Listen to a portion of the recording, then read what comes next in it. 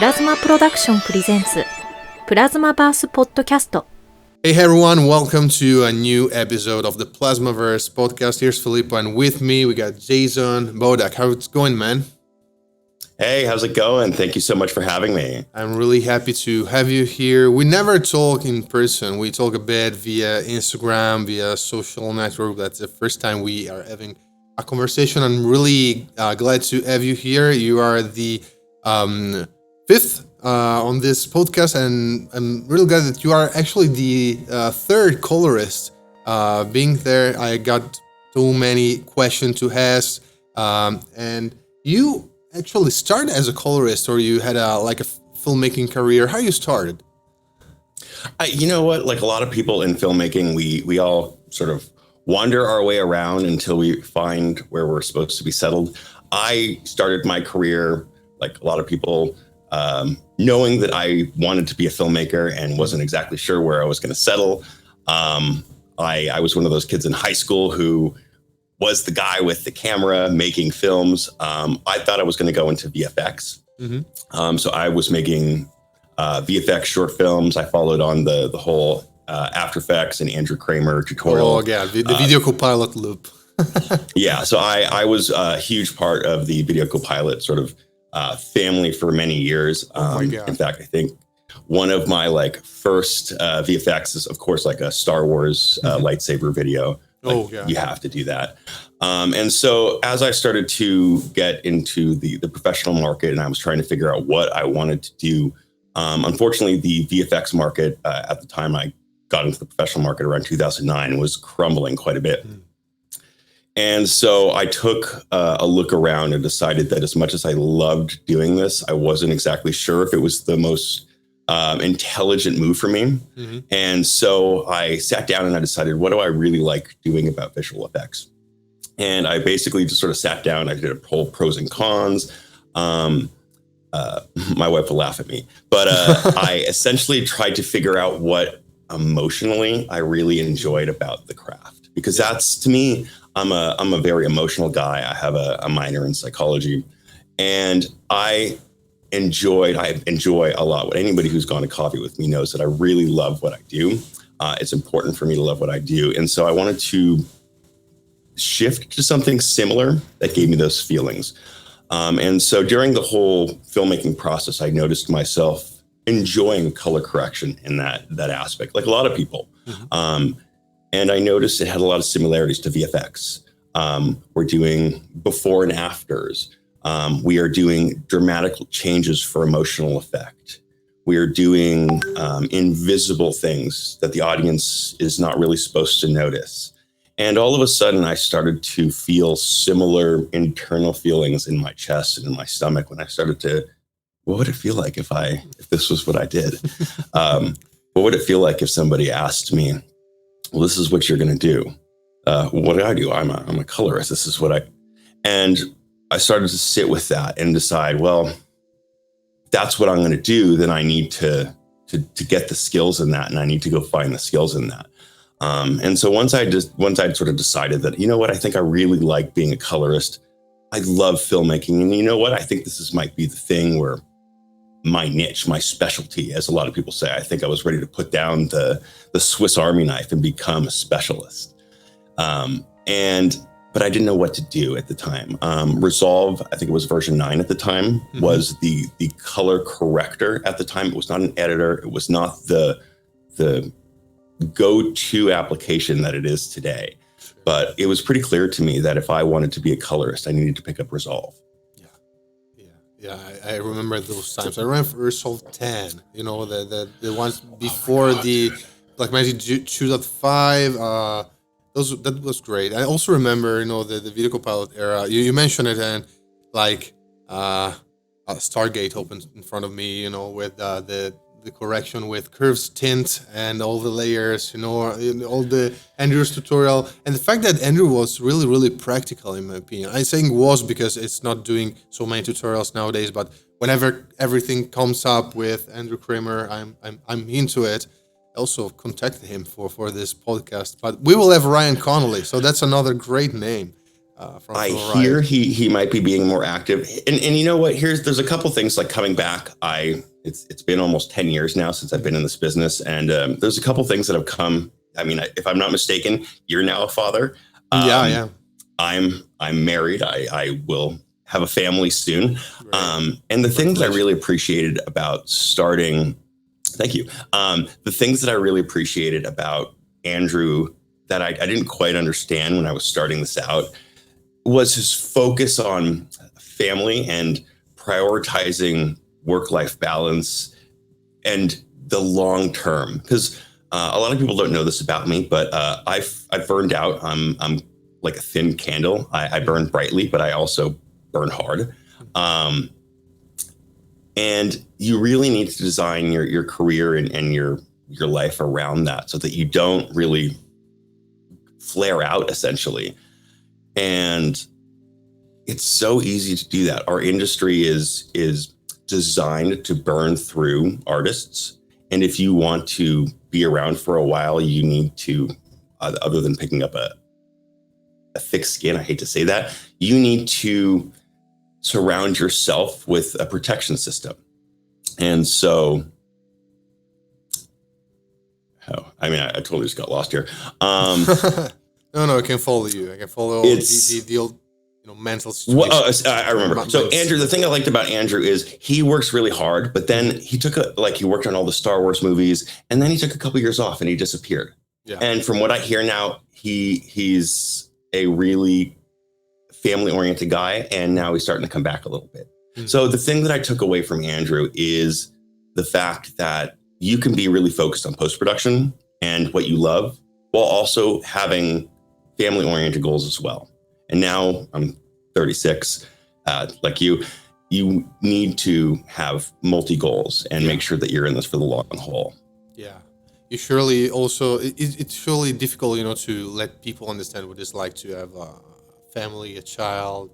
I'm not married yet, but I am in a situation that's like being married. So it's also difficult to letting people understand this whole situation. And when you are, I want to say all by yourself, but you might have a fiance, but not like living together and just living a different life. Everything it's not slowed down, but it's more focused on yourself, your time, your stuff, and you can just sleep on the couch and do tutorials and stuff. Many people do that nowadays, and my friends do, my colleagues do, but my colleagues doesn't know what it's like. And time to time I understand this Andrew situation, and it's like a moment on life of many creators, in my opinion, and tons of them are like taking time apart from work, like becoming ghosts, like where is now, what is he doing? And yeah, I can definitely understand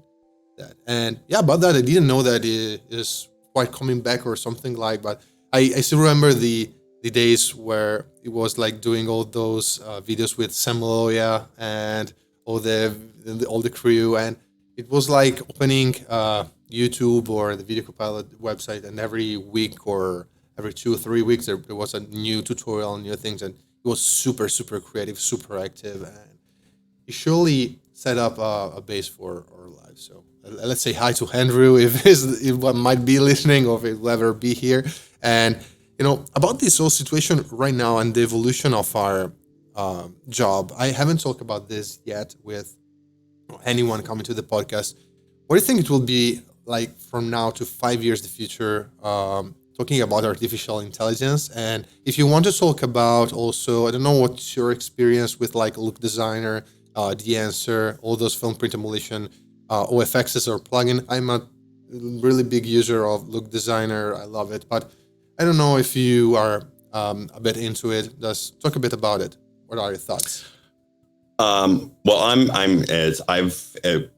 excuse me, I'll take a step back. Huge film print nerd. Hence why I trip over my words here. Through Pixel Tools, we have our own Film Lab collection, but I like to use a huge variety of tools, not just my own tools. I love Dehancer. I think they've done an incredible job from going to a plugin that I was a little bit hesitant about in version 3 to becoming one of the best film emulation plugins around that I recommend. Look Designer, I think, is great. I actually think that the Color Lab AI application is a really, really useful tool. Maybe not even necessarily for the AI aspects, but even for like a LUT management library. I actually use it for my show LUT managements. So I think AI is not something to be afraid of. I think it's something, and these variety of different tools are something that you can run it through your own pipeline and see, is this for me? Is this not for me? Like, I don't use every aspect of Dehancer, but there's certain things, like I really like the grain, I really like the halation, and there's a couple of stocks that I'm fond of, but the rest of it, if you like it, throw it out. Yeah. Use it or don't use it. And these tools that come out, and we're going to see a lot of these come out as making tools becomes easier and more accessible. I think people see these tools and go, you know what, I can slam on the wheels, I can slam on my board here and make the same colors. We see this in the forums and on Facebook all the time. But there are things that you can obtain through a plugin that are faster, that are more efficient, that are potentially just workflow wise easier for us. And I think by being, I don't want to call it sort of a Luddite, but if you want to be resistant to these new tools, you're doing yourself a disfavor. So at the very minimum, you don't need to go in saying, I love these new tools, and have your wallet open and your credit card just flying out, but have an open mind, download the demo, put it into your existing workflow and be like, do I like this? Do I not like this? Is this something that I can recreate easily myself? Or is this a unique look or effect that I can somehow offer to clients? And take it from there and see how you can use that. Use it as a new tool. I've been using a lot of the AI tools. I don't let them go and run the forest like the prisoners running the jail, but I give it very controlled circumstances, and then I pick and choose what I want to use from it. And it's a time-saving tool for me. Same thing with the film emulation. You can obviously sit there and for every single project build your own stock from the negative, but that's just not going to work. Yeah, sure. I see, like, on a daily basis also on Instagram, this like activists trying to smash everything from the AI apart. And I'm really, really, really happy for this. I call them tools because they are tools. They're not human beings. They don't have a brain. Maybe they will have a brain and they will have emotion. I don't know what is going to happen. Ex Machina or something like a Blade Runner. What's going to happen? We don't know that. But right now, I'm fascinated by this, and I don't know. It feels strange to see that some people are like afraid of pushing themselves a bit there. And these are the same that maybe use the FPs that are already included inside Resolve. So you're using the film print emulation that is in Resolve, but you're not using Look Designer or Dehancer. So what's the catch here? What's your problem in this situation?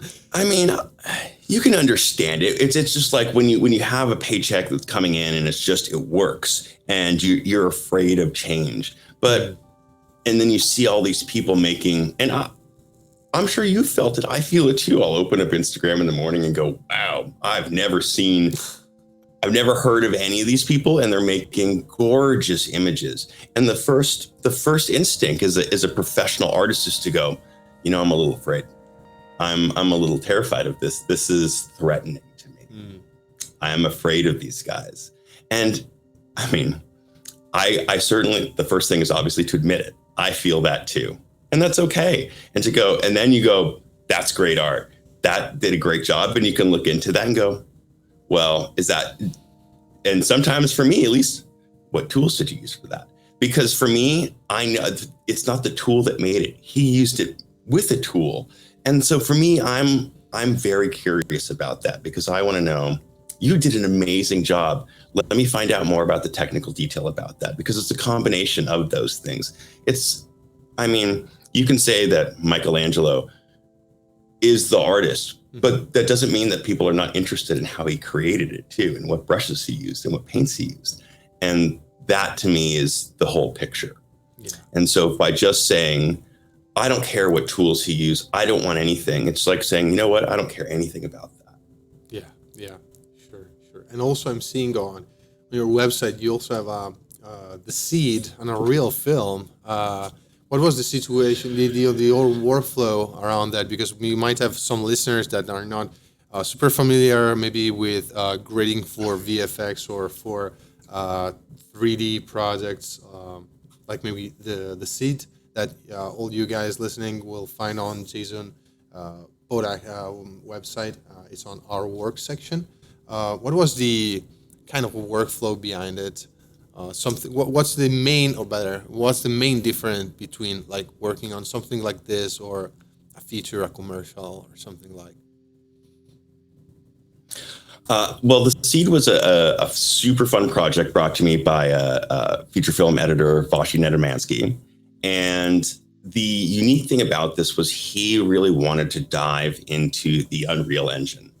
He is exactly the conversation we're talking about. He's a guy that wants to make films using the new tools. And he saw what was going on with The Mandalorian and some of these other productions and said, you know what, I really want to exercise this Unreal Engine on a small production. And so he went out and shot this really independent film in the desert with small crew, small camera, and then ran it through a whole Unreal post-production. So all the VFX are done in the Unreal Engine by a really high-end artist. And then I did the color grade on it. So I came in a little bit late. I believe the film was shot over a 2-year period of time. Mm-hmm. And I'd have to look up the specifics. I forgot the exact camera.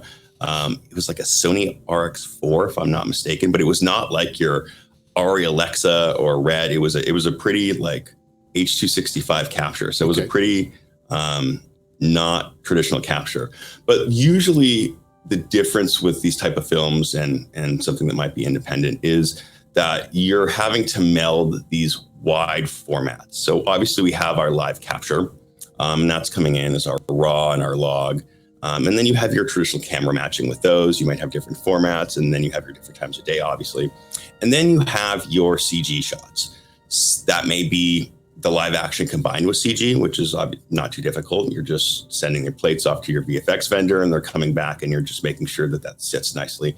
But then you have your full CGI shots, and those are coming in as EXR linear shots.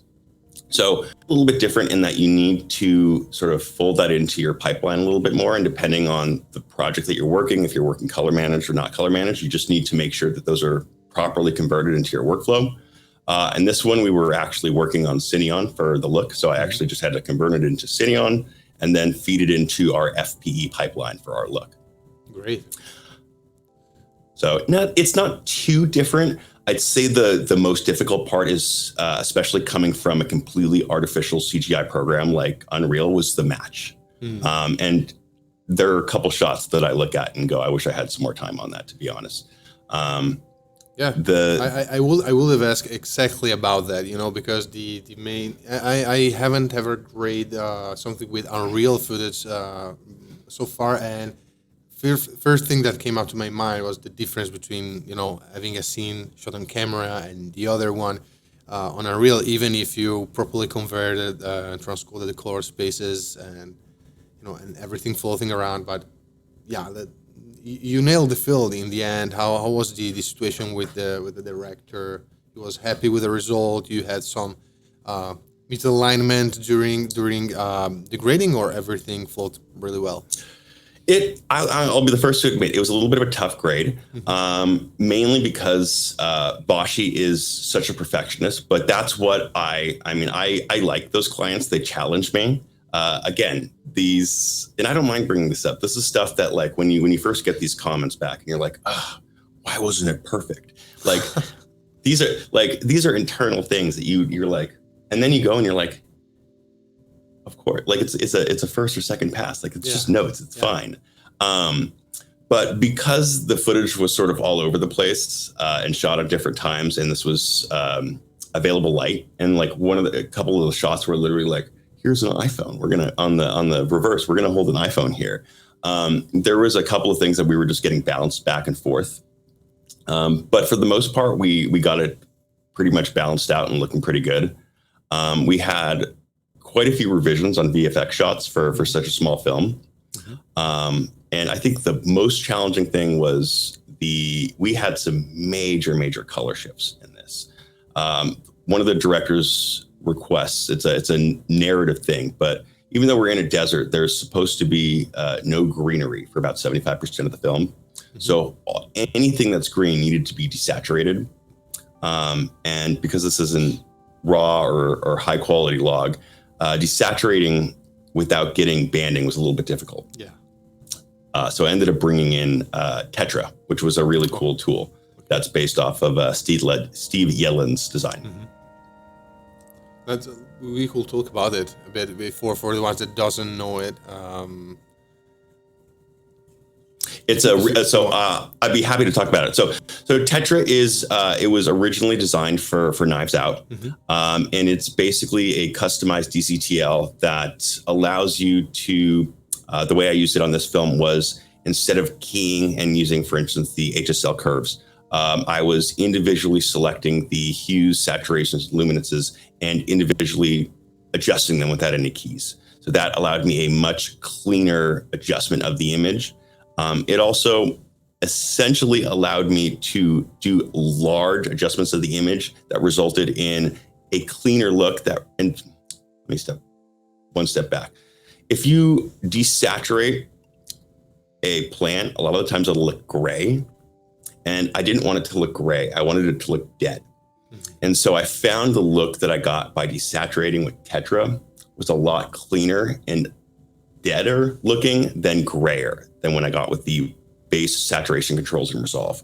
So it took a little bit of experimentation, mainly due to this footage, but that's what we ended up settling on. Right. Yeah, saturation, it's one of the deepest argument when I, talk about finalizing an image even because for the listener, for the one not that much inside, like color grading and color stuff, when you're desaturating, you're just killing out data. So you're just saying to the data, nothing will be recovered from that. And on the other end, when you are letting, the pixel or the data is feeling dead, but still data are there, it's another thing. And it's a different feeling. And that's like, it's been described as garish or gray or lifeless. And that's like, it's funny I use the term lifeless, but it's like, that's not the right feeling than a dead plant. I don't want the image to look lifeless. I want the plant to look lifeless. I don't want my image to look like it was put in the microwave. And that's like what it looks like sometimes when you desaturate it too much. The image looks obviously manipulated. And I don't want, what we're trying to avoid is the obvious effect that a viewer will get when the image has been clearly modified. That's the sci-fi film effect when it's like, oh, clearly they painted this teal and orange. I want the viewer to be absorbed into this sci-fi journey of my the protagonist as they're going through this journey, which is supposed to be quite an emotional journey towards they get to the end, and then they discover all the greenery. Yeah, sure. And everyone that's listening, The Seed on Jason's website, go check it and let us know what you think about all this. Got a few questions for you, Jason. I always like to start freehand this way. Everything that's come up, let's put that on the table. But I'm asking this question to anyone of the ones coming to the PlasmaVerse here. And the first question is, what do people misunderstand about our job the most, in your opinion? Well, I definitely don't do hair. That's the biggest misunderstanding.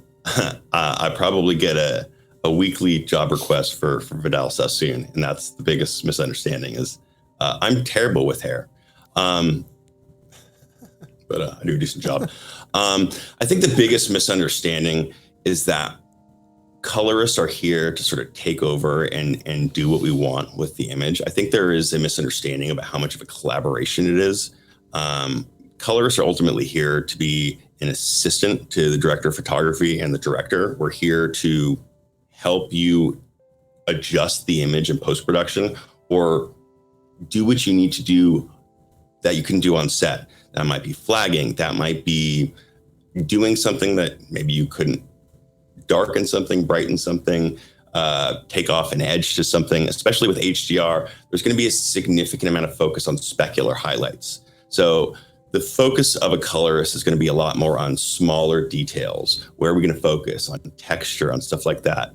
And so I see a lot of DPs are like, I'm trying to protect my work from the colorist. I don't want him effing with my stuff. It's my look. And I think that's the wrong, and it's certainly our fault too, for a lot of people, just like, I'm going to throw this look on your footage and you're going to deal with it. And the fact is, colorists are here as part of the team, just like DPs are. And just like we're all part of this big goal. And I think we lose that along the way. Yeah, it's hard sometimes, coming as mainly as a DP. I understand this thing a lot because everything started in my situation, like leading myself into color because I had some issues and problem with, on the other side, colorists that weren't exactly colorists, that were like shifting the whole image on another direction. And I was like, why is that? And right now, working as a colorist, the first thing that I do is like talking a lot with the DP, saying what was the intention of that light, what was the intention of the final result. And sometimes I'm really happy if the image just have a really subtle little change. It's because the image itself talk really well as it is photographed, as it is being filmed.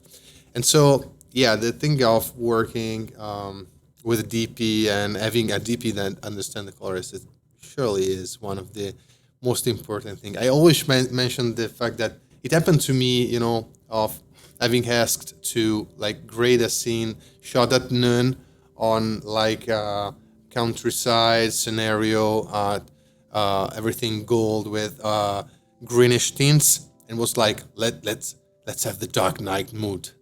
Dark night mood? What do you mean by that? Something like that.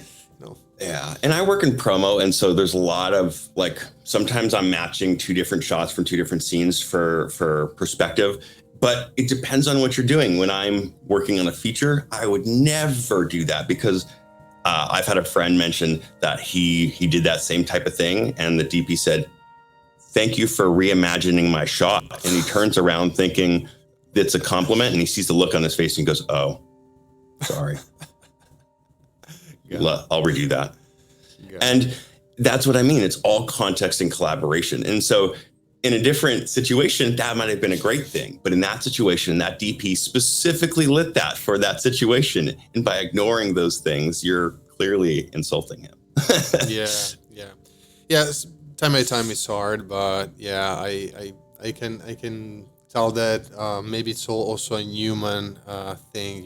I feel like colorists are a bit more human than DPs time by time. Maybe DPs are a lot on set, nervous. I don't know. I might feel nervous time by time, but I don't know. Kind of different situation. Talking a lot also with colorists. Even the fact that it made me think that I'm talking mostly with colorists and not with DPs let me understand tons of things. There is also competition between DPs, and there is not that much competition between colorists. I'm just thinking right now about that because I'm talking to many different colorists, but not as many DPs. So, to think about. I think that's so funny that you mentioned that. I think this is a new thing. I think, and I'm going to mention this is fantastic. I love this. This is the reason that I started teaching, actually, was because I thought the concept of the colorist black box and the secret craft was total BS. But I do think, and it depends on where you're working. In the freelance world of colorists, I think it's much more open. I think there is some competition. So for instance, I work in LA. There are a set number of staff positions at big color houses. So there is some unspoken competition there. But that being said, I go to coffee. I try to catch up with all the guys. It would be lying for me to say there wasn't competition there, but it's friendly competition. And if somebody leaves and I know somebody's available, I'm going to call Joe and be like, hey, I know Joe's available. He's great. You should call him. And so it's still competitive, but it's a friendly competitive. And I mean, I would hope DPs do the same thing. I see like in the cinematography groups, but I mean, I think it's a more recent thing though that we're starting to work together. I think we're starting to teach each other a lot more. I think we're starting to share techniques, and I think that's fantastic. That's the concept of the assistant, because is the concept of the actual assistant is sort of dead. Mm-hmm. And so I think this is sort of the new concept with the assistant, is a sharing. Obviously, unless you work with someone at an actual facility and they need to work under you, it's never going to be the same as the assistant. But this is the new way of us sharing information, sharing craft, and sharing things that I found today. And I think that's our way forward. Yeah. And what do you think about this whole, I might call it revolution? I think it's a revolution from like 2018, 19 till now, because I talk a bit about that with other creators, and there is like a big split of like thoughts, mindset, from the fact that there is a lot of misunderstanding and also misteaching about tons of stuff on YouTube, creators that are not colorists teaching color, and also on the other end I saw really, really big names jumping on Instagram, YouTube, like waking up like, hey, someone here is talking about DaVinci Resolve, color grading, and whatever, and I need to be here. I won't say names, but you obviously know everyone I'm talking about. And so what do you think about this whole situation? I personally think that it was like a wake-up call for a lot of us, maybe, and I don't know. What do you think? Just let me know what do you think about that. As someone who's been on the Resolve scene, I guess I'm not in the YouTube scene at the moment. That'll change shortly. Literally, exactly like what you were describing. You wake up and you decide it's time to get on the bandwagon. I think it's great. I feel that it's much more important to have a discerning viewpoint, meaning like you can't just blindly accept everything on YouTube, and I hope people know that. Yeah. But that means that real, true resources are going to be golden.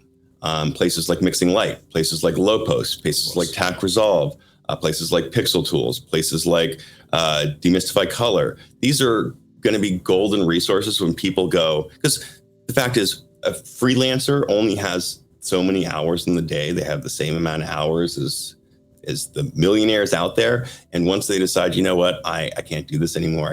It'll cost me $80. Fine, I'm over it. Give me the 14 hours of your well-prepared tutorial to get me through Resolve, and I'll call it a day. Yeah. That to me is well worth it. And I came from the side that I was absorbing an uncountable number of hours of some good stuff and some garbage on YouTube, but it took me a long time to be able to absorb and understand the good stuff and the bad stuff. And you waste time doing that. So it's great. It's fantastic that more people are waking up to Resolve. I think it brings more money and focus on Resolve and the dev team, which is fantastic. So I don't really see a negative to it. The only people that are actually going to have issues with faux information are the actual people that are giving out that information. It's just like any other new sort of evolving area as well. Yeah, totally. But the places that are giving out, the places that are providing quality content and quality tools are going to thrive, because people are going to flock there essentially. Yeah, I totally feel what you're saying, even because I had this massive like YouTube situation smashed to my head during those years, even because I actually had the possibility to call myself a colorist when I became like Blackmagic trainer back in 2018, and I remember like seeing this giant like wall of hate around tons of things that were floating around YouTube, and I was like, am I making good friends here and there? I don't know, on the human side, what is happening? I don't know, who's right, who's wrong. So it was a weird situation, in my opinion, being back in 2018, 19, because I saw literally tons of things around that made me think. Then, people that follow me know that I always talk about Lowy Post. We talked with Nico of the Mystified Color like a few weeks ago. We will be talking with Steven from Mononotes, and all those situations around are gold right now. But there was kind of this situation. It was pretty hard to understand, in my opinion, mostly on the human side, because I saw professionals literally attacking people, and I was like, "What is happening here? Are we professional? Are we just throwing rocks at each other?" So right now there is a point, as you said, that tons of people are like spending money to purchase garbage courses, and they are literally understanding that they purchase something that it's not working for them and won't ever working for them. So I also think that the moment where they understand when to step back, it's really it's not that far. They don't have to like push themselves like 30-40 hours into misunderstandings. So that's the good part also for the thing that Blackmagic gave, like the mass access for the usage of the software, like for free everywhere. That's a really big deal, in my opinion. And things are evolving. And about Blackmagic, I want to like speculate on this, and I have a thing that I want to share with you. In my opinion, 2 years maximum from now, in my opinion, Apple will acquire Blackmagic. What do you think about that? It won't be the first time that they drop a software. I am just thinking. You're not. So that's a super interesting prediction. I hope they don't. I hope they don't. Oh, I hope they don't. Grant Petty. So Grant Petty's an interesting guy. Mm-hmm. You've met him, haven't you? Yeah, sure. So anybody who's listening, if you haven't met or don't know about Grant Petty owns Blackmagic, and he does what he wants, and I love that. And so that's why Blackmagic is the way that it is. He runs it and he creates it and he does the software decisions that he does. And that's why Blackmagic is such a sort of FU to some of the other companies. That's why it operates on we give our software away and you buy our hardware model. And that's, essentially why I have the career that I have today. I operated using the free version for almost a year and a half until I was like, you know what, I can't do this anymore. I have to buy the full version. So unless something happens and I don't think it's a money thing so much for Grant. I think he actually loves to do this. So unless something dramatically changes, I can't see that turning. But that anything can happen. But for the moment, I see that Grant is flying his flag, and I love that. And I'd like to see that continue. The reason that I see that continue is that if that does happen, I could see that there would be some restrictions to other platforms like Linux, sure. And Windows. Not immediately, but in the later future, and I wouldn't want to see that. I think the reason that Resolve is as widespread as it is its availability on so many different platforms. Don't get me wrong, I'm running it on a Mac right now, and I think it runs beautifully on Apple Silicon. And thank you, Blackmagic, for optimizing it so quickly for that. But I do believe that you should be able to run it on as many different platforms as you want to. And I believe that's what differentiates it from things like Baselight, where you have to buy the hardware from them. And I think moving it over to Apple would be a step in that direction.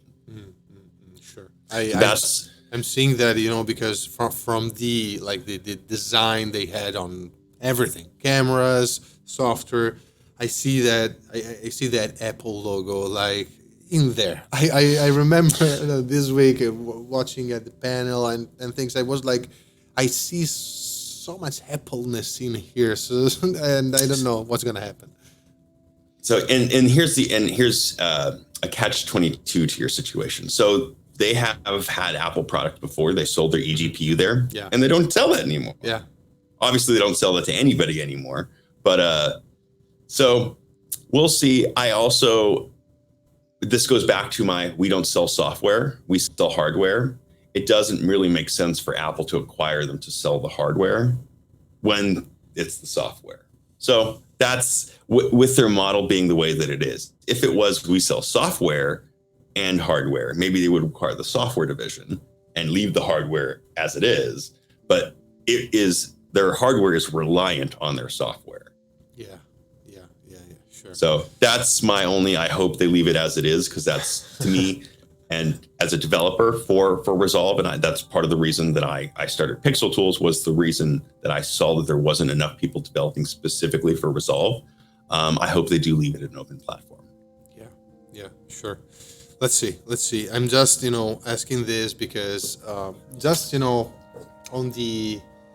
the user side, just seeing that kind of software as it works and the hardware they do as they work, I just feel that kind of everything works, everything it feels fine, and I don't know. I just had that vibe, but on the other side, it will be more restrictive. It will maybe don't have a cost of a lifetime access of 300 euros or dollars, and who knows? Let's hope that it will remain as it is. Let's hope. About coding and DCTLs.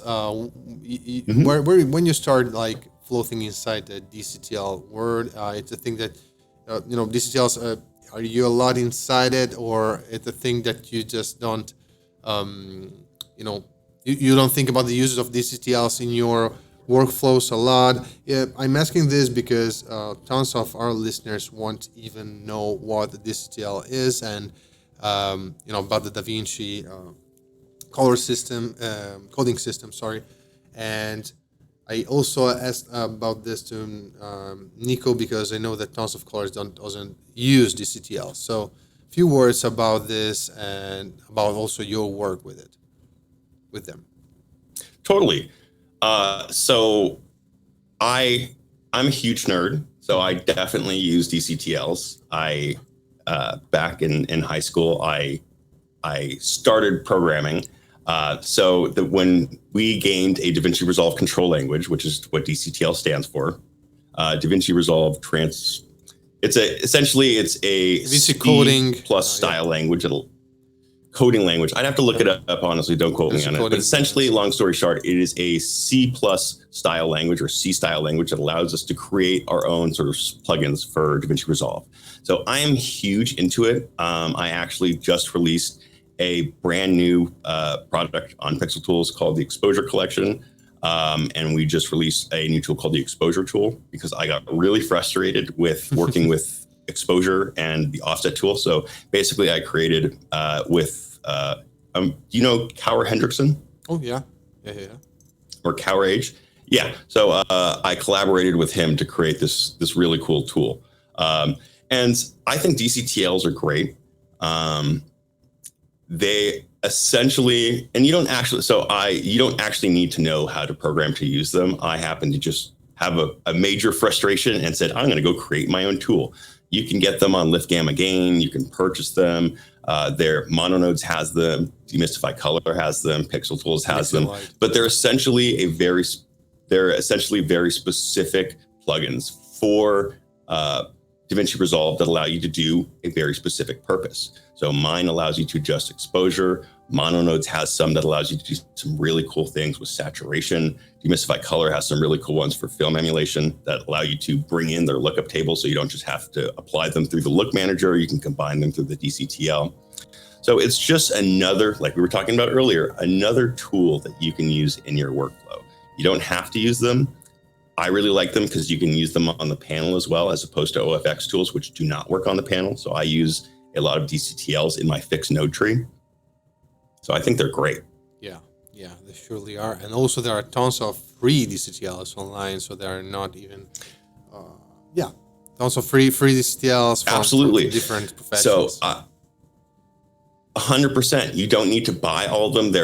So a lot of them are just text files, the unencrypted ones. So you can just, a DCTL file is actually just a renamed text file. You can find these on Lift Gamma Gain. Paul Dorr has an amazing amount of them. hundreds, if I'm not mistaken, free ones hundreds that you can experiment with and Resolve. The reason that I tend to recommend some of the paid ones is if you are less familiar with DCTLs, they're a little bit easier to use. But if you want to dive into them, into the world of them, Lift Gamma Gain and Low Post is a great place to get started. The forum's on there. Yeah, I actually known you on Low Post on your, I think it was an FP series of videos. It was a masterclass on fingerprint emulation workflow. I guess it was yours. Yeah.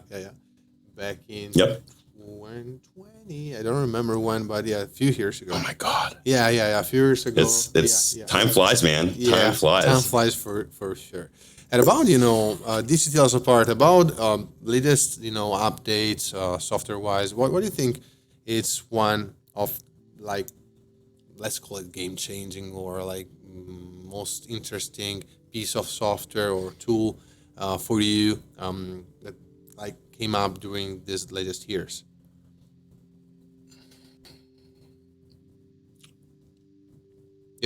Someone talk about also the HDR wheels. I don't know, maybe. The HDR wheels are interesting, but honestly, the reason that I created my exposure tool was because I really want to love the HDR wheels. And after 2 years, I finally said I'm done and I'm doing my own thing. Okay. HDR wheels are great, but I cannot do my base grade on them. I just want to adjust my exposure. And if it's like, if you're using a mini panel, it's like 1, 2, 3, 4 buttons to go to it. And I'm like, dude, I'm on the next shot already. So I needed just one button to adjust exposure. So I do like the things, but not for that. In terms of built into Resolve, I'll give you 2 answers. Built into Resolve, I really, really think, I've had conversations with you on this. I think the depth mat is a game changer. They need to keep working on performance. The performance on that thing is a little bit limiting, but if they can get that performance a little bit faster, that's a game changer, and people can really use that. Can replace masking, that can replace keying. That's a game changer for sure. And I hate using that term, but just the way that you can essentially 3D key your shot to isolate things essentially is just amazing. Outside of Resolve, I'm going to say Topaz Video AI. That application is amazing. You need some really, really incredible hardware to run it. I think I get like 3 or 4 frames a second on my Mac, my Mac Studio Max. But if you need to restore or de-interlace or de-ghost video, ghosting from interlacing, then that is the go-to software if you have the time, of course. Yeah. I haven't tried it yet. I saw some commercials around. I also saw Philip Bloom talking about it a lot, and I still haven't time to test it, but it seems really game changing. And yeah, it's really. So the seed. Okay, we talked about the seed. So all of any shot that had a punch in, Vashi Netamansky actually took the 4K shot, because it's not a great camera. The 4K, like 2 or 3 years ago, not really 4K probably, took it, up-resed it to 8K, and then punched in on it. Oh, God. Really need to test. And about the depth map, I said that to you. I'm still on the writing of this blog article. It's going to be, I don't know, long, boring. I don't know how it's going to be, but I'm thinking about tons of different things about it. One of the biggest, in my opinion, things, as you said, masking, because when you mask, you want to select things that make sense. So if you want to just concentrate yourself on a specific spot or the depth of the field, like face or the background, it's like a tool that's really, really handful. And on the other side, my really big guesses are on how you want to manage it, or how you could use it and manage it with also maybe I'm playing around with depth of field and with the lens blur and things, because I just want to try to arrive to a spot where the type of glass used, and you can like help or just not replicate a wider aperture, but like help a bit more that lens without swifting or changing the type of bokeh that you have or the type of blur that you have. And I'm like doing nasty stuff and posting them on Instagram. And every time I have like a masterclass, I say to my students, don't look at my reels. Don't look at my reels. They're just me doing things for the post's sake, you know. And they should know that every colorist that know me knows that. But by the way, you know, it's a really big, you know, thing, this depth map that needs hours and hours and hours and hours of like I don't know, not mastering it, but hours to properly understand it, because it's like on the beta side, but it's super powerful and it might help you a lot, but at the same time, like every powerful thing, it can also destroy your image really quickly and really simple way. One thing that I hope that they do, I've been having fun watching you play with it. And so one of the things that, and I encourage everybody to go check this out. Anybody who's listening, who's a huge color nerd like me, I recommend you follow John Darrow. Oh yeah. John Darrow is a personal hero of mine. He does a lot of CG movies. And the interesting thing about CGI movies, he did, I think it's Netflix's Sea Beast. Oh, okay. And the neat thing about these new movies that are coming from animation is they grade the shit out of them. Sorry.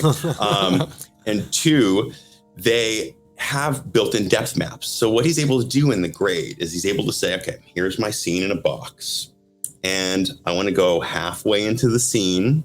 I want to select this over here. Then he uses traditional tools, hue, keys, all that stuff. So what I would love to see Blackmagic do, and the biggest issue that we have, now that I've explained the tools that John has in animation, I would love to have these with our depth mat and Resolve. But what's happening with our depth mat is it's live. I want them to be able to allow us to bake it down so it's not constantly processing, so that we can say, okay, process your depth mat, bake it. Now let us go around it so we can quickly do our changes. If we make a change to the settings in the OFX, we can reprocess it, but let us bake it down. So just like the animation EXRs that come with the whole depth mat, we can quickly make our change. Then we can add magic mask. We could, oh, look, in the background, we found a face. Let's do our face refinement. All of this cool stuff. It brings this whole new world of isolation that I hope directors never figure out about. That's great. That's great. Insanely great. And I know effects that I really literally found out maybe not that soon, even, because it was around since, I don't know, August. I don't know when it was the update, but I started playing with it on late December, and it was like, where this was, and I literally love it, and I think I'm gonna use it on tons of different like projects because it's so cool and it works so well. And you know, by the way, on the other side, is there like a tool that you don't use or something that is like overused from others that you don't like? So as much as I would love, and so this is, again, this has to do more with the processing involved with it, and this has to do with a lot of the tools in Resolve. I do avoid using the depth mat and magic mask on huge, large projects where I know I'm going to have this shot dozens of times, or I have to grab this out, because the processing speed and the tracking speed is just not quite up to par yet. So if I know that I have the shot 30 times and it's a long, I had a 20-minute interview last night that I had to jam out and get over to graphics before I was done. I was not about to do magic mask keys on that person. I instead did a 3D qualifier on that because I knew that was way faster. I used alternative tools until they get that a little bit speedier. I'm resisting using that unless I know it's an isolated or a one-off. Because then I'm essentially going to have to babysit that like a child for the rest of my project. And a lot of these tools, when they come into the thing, I essentially treat like a small child, like I just adopted a puppy. And now I have a wild puppy running around my project, wreaking havoc, slowing down my render times, wrecking my cache.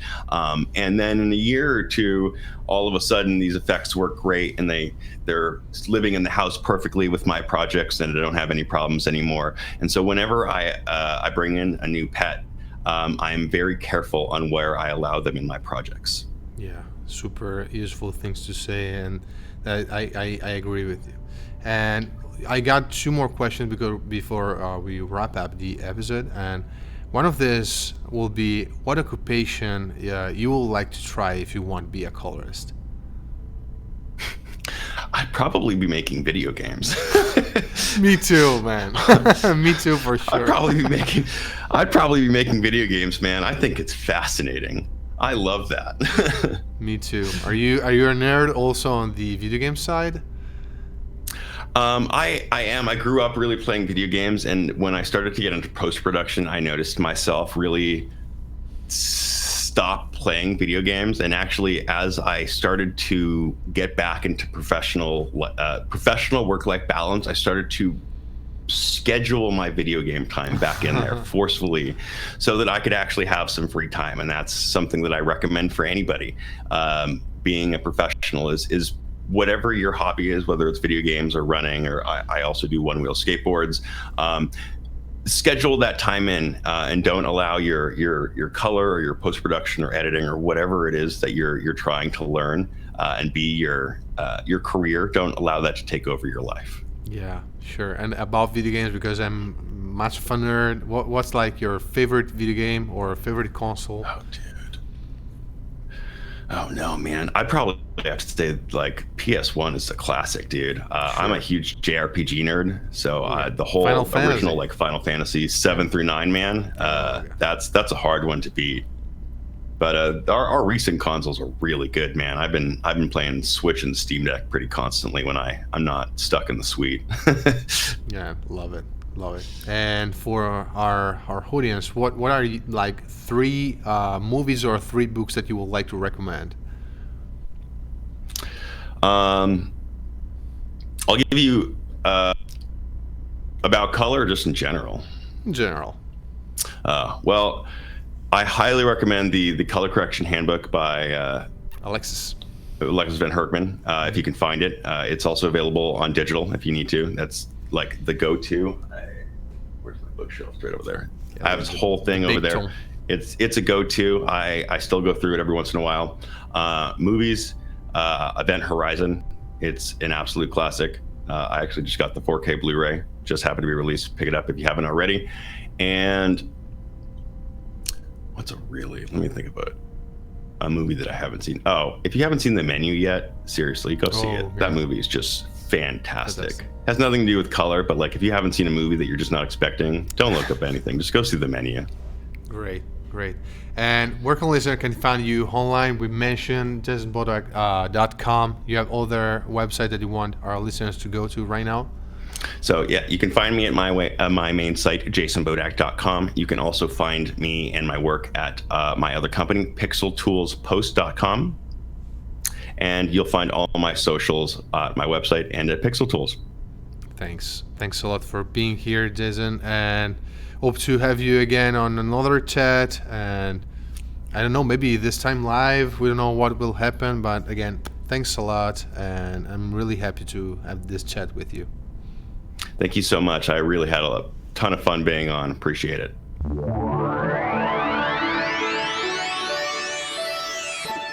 プラズマバースポッドキャスト